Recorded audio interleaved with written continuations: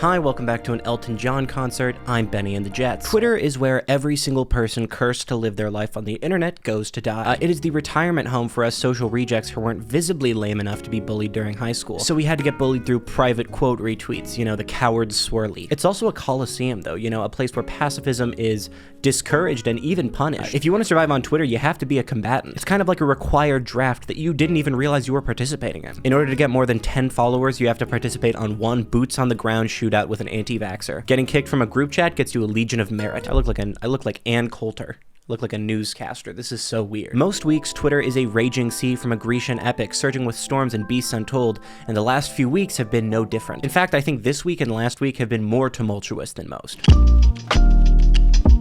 Hi, welcome back to my channel. If you subscribe right now, I will sell all of my stocks in Petco, resulting in the world's first Doberman crash. How are you all doing today? I am still sick. It has been a month, and I am starting to think all of those elixirs I bought were really just dirt water. All right, the first thing that really set the tone for this week on Twitter was Ali Spagnola's latest masterpiece. If you don't know who Ali Spagnola is, that's fine. Most people don't. More people know her than me, though, because I'm irrelevant. I wouldn't consider her a bad person, but she has a downright dastardly presence on the timeline, to say the least. You may remember her cover of Roddy Ricch's The Box from last year, where she did the instrumentation and vocals in a, box, if you could call this a box. The box is actually her fur room, which tells you most of what you need to know about Ali. Fur room is just such a menacing thing to hear. Imagine you go over to somebody's house and they show you their fur room. If they're a hunter, that's creepy. If they're not a hunter, they're about to become one, and you need to run. She is in many ways the white variety entertainer's answer to a GameStop employee turned angry video game nerd clone. I have little to say about a lot of her videos. You know, she's a multi-instrumentalist, comedian, singer, etc. Not terrible at any of these things, but very much millennial chic humor. So of course it doesn't appeal to me because I'm a cool member of Generation Z, the generation most famous for transing our genders and having to stop climate change. It's all on us. What the fuck do you want us to do? I hate how older generations will talk to us being like, you guys, you're the ones that are really gonna turn this around. How? A pointer would be appreciated. So Ali released her latest paragon this week called What If 50 Cent's Into Club Was a Christmas Song? Which just was not a necessary addition to the content compendium. Now, if you are around for Ali's box remix backlash, you know that she is mostly facing backlash for taking a piece of music made, written by a black person in a genre pioneered by black people and running it through a white woman neural net. The way that she takes these songs and removes nearly every single part of the essence of hip-hop and replaces the vocals with these mid-range white woman crooner vocals, it honestly is easily construed as a slap in the face, because it is. It is wild how clearly these songs were colonized. Like, most artists would at least pretend to have some sort of cultural knowledge, but Ali simply boarded her Sonic Mayflower and sailed onto the timeline, thinking nothing bad would happen. She also did 2 Lil Nas X covers, one of which was in the style of Michael Bublé, with a 17-piece band with, I think, not a single non-white person in it. At some point, you gotta be walking into a room with 25 white people while doing a Lil Nas X cover, and you have to look at your hands and touch your face and say, hey, what have I done? Maybe start repenting, believing in the gospel, waving your hands at the sky like, God, God, please don't punish me too harshly. I just spit everywhere. So for these videos, I give Ali Spagnola the Twitter Blue Award for Harbinger of Death this week. Yeah, I read that right. Purveyor of Destruction, Lord of the Cataclysm, Calamity Ali. Ali, if you see this, don't be too hard on yourself. Just stop taking uniquely African-American art forms and whitewashing them beyond recognition. It's not super hard. That's what's making people angry, and honestly, it's not worth it to step on the toes of marginalized people for outrage interaction. Just look in the mirror and be honest with yourself, and while you're looking in the mirror, look on Lightroom and lower the saturation on your periwinkle eyes in every single thumbnail. Here, I'm just going to live react to a bit of one of her videos because 1, I want to, and 2, I'm worried that this video will be too short and lost in the algorithm. And what am I gonna do? What, not be funny enough? A fat chance. I'm probably the funniest person alive aside from Christian Walker. First of all, Bing Crosby saying 50 cents into club is the title of the other guy's one. You gotta have a big ego to go Bing mode. Ali Spagnola with the fucking, with the sideways white snapback and the Christmas suit. Right out of TJ Maxx. We need to get a quality check on this stuff. You can tell that suit is the type of polyester that, like, if you rub your hands together too fast while wearing it, you spontaneously combust. Okay, here we go. We'll just go. It's your birthday.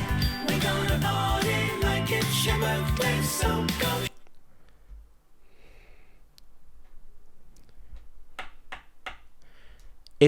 If you listen closely, you can tell that these aren't just any white people that Allie has recruited. She's actually gone to the Caucasus Mountains and found the original white people to do this song. Yeah, this is just so painful, and I understand why anybody would be mad at this. The only reason I know about this is because of Twitter.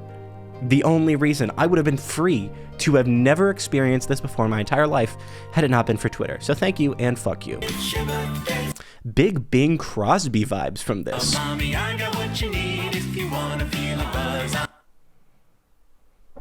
It's that white jazz singer open vowel. You know what I mean? The buzz. I don't think that's ever how a jazz singer talked. If that's your idea of being sultry, you will never have sex ever. I just can't do this. I just can't. I think that, like, you know, in my life, I've spent a lot of time around middle-aged white people, and it does a number on you. So reliving my childhood experiences of white mediocrity through videos is not great. Allie, we can do better, and I don't hate you. I don't understand why it needed to happen, right? The main criticism, of course, is that why would you aim your Caucasian beam at a song like this? And then two, I can't imagine listening to this on my own. I'm sorry, Allie. I'm a critic, okay? This is Pitchfork's review of your album. I can't do any more of this. I'm sorry. Yeah, I really thought I would be able to go for longer, but I don't. It's like it's this great combination of, like, I dislike it, and I also feel bad, because what if Allie watches this and she's like, well, we were just having fun. It's like, I don't know, man. Keep having fun. Don't let me stop you, right? Who am I? I'm some 20-year-old sitting in their fucking bedroom making a YouTube video on the craziest things on Twitter that week. What, do I seem like the height of relevance? I'm nobody. I'm nothing.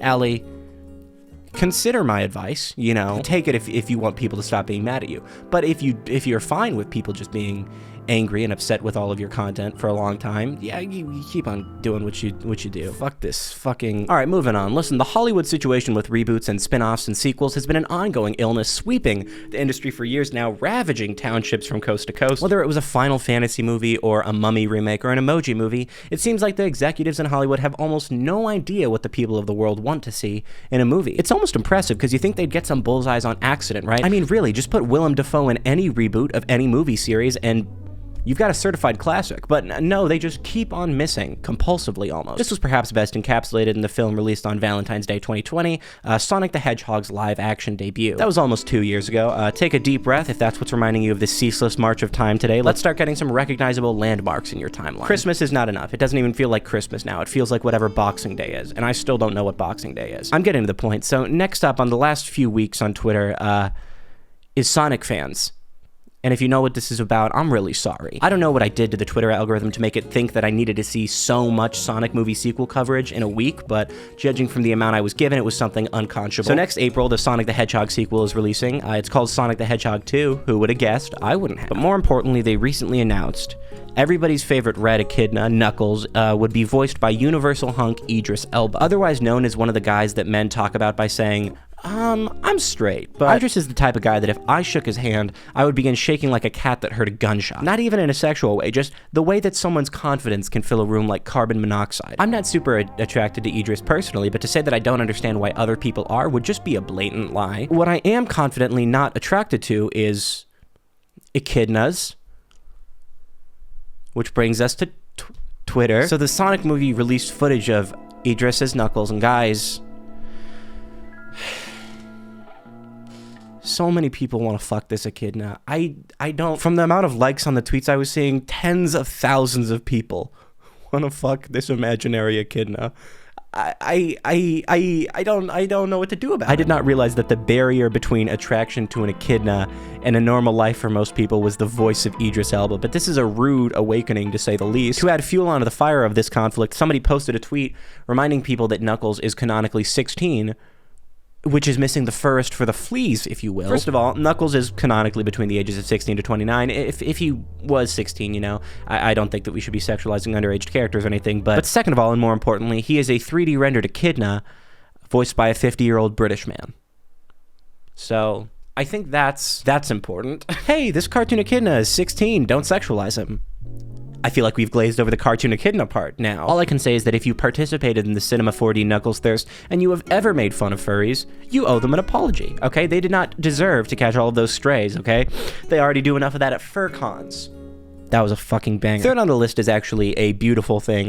This happened a week and a half ago, I think. The McDonald's drive-through roleplay space. I can say without a doubt that this is the funniest and best use of a Twitter space that has ever existed. The Queen's Bit, aka Julie, who hosted the space, spent 15 hours just taking people's orders, and everybody got in on it. Everybody was in this space. Tay Zonde, like SZA. Vince Staples joined and did a bit about how he was gonna rob the McDonald's. It was pretty funny. I hope this marks a brilliant new page in the Twitter Spaces meta, one where funny gags and shit like this takes center space rather than arguments about whether gay people are good. I'm missing a lot of things in this video. I'm sure many other things have happened on Twitter. Probably a brand did something dumb. I think brands generally just kind of deceive people, just like me. So, before you give a brand your Twitter follow of confidence, you can Google, hey, who owns this brand, and see that it's like Thanos or the Joker or an authoritarian dictator. What else this week? Oh, there was discourse on a certain salty word. I'm not going to say which one, but the Keebler Crusaders seem to have a lot of commentary on it. It seems as though Nabisco's shadow lobbyists were actively trying to protect the marketability of one of their words. What else?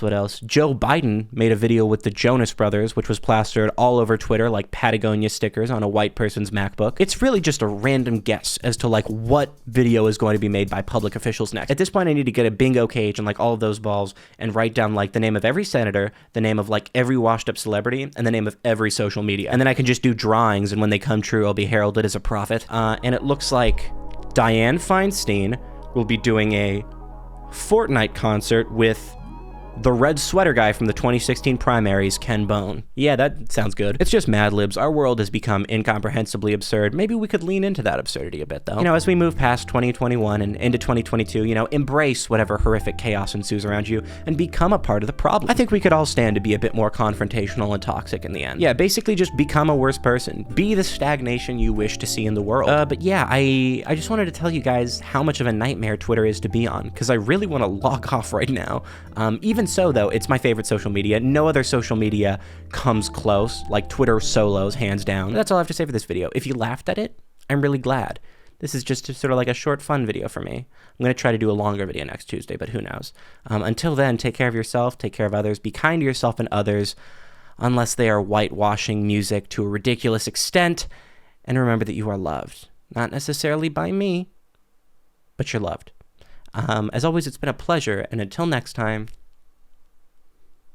bye. Somebody closer to me now. It's freezing to me, even if you're round. At least somebody needs somebody closer to me now. It's freezing to me, it's freezing to me. Everybody loves me when I'm closer to the ground. Feeling that you love me even when I'm not around. Shake and make a sound. That perimeter always closing this, so try to keep it liminal. I need somebody closer to me now. It's freezing to me, even if you're round. At least somebody needs somebody closer to me now. It's freezing to me, it's freezing to me. I need somebody closer to me now. It's freezing to me, even if you're round.